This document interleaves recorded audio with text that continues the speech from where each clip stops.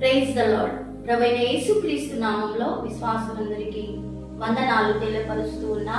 ప్రియమైన దేవుని బిడ్డలారా, నేటి దినానికి ఏర్పాటు చేయబడిన పరిశుద్ధ వాక్య భాగము పరిశుద్ధ గ్రంథములో నుండి రోమీయులకు రాసిన పత్రిక 3వ అధ్యాయము 24వ వచనాన్ని చదువుకుందాం.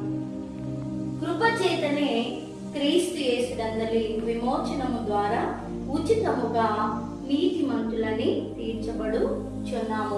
ప్రియమైన దేవుని బిడ్డలారా, దేవుడు అహంకారులను ఎదిరించి దీనులకు కృప చూపిస్తాడు అనేటటువంటి వాక్యమును మనం గమనించి ఉన్నాం.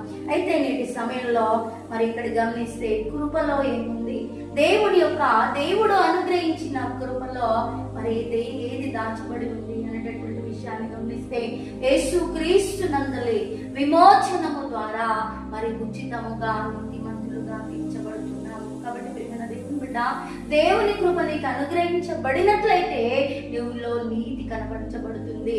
నీ లోపల నుండి నీతి బయటకు వస్తుంది.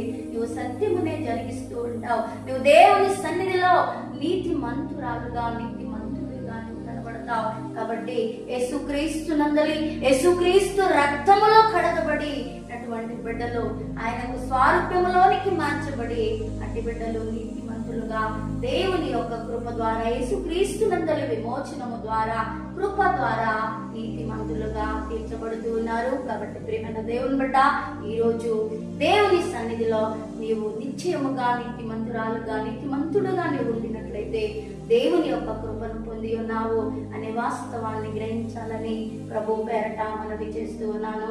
దేవుడు మిమ్మల్ని దీవించునుగాక.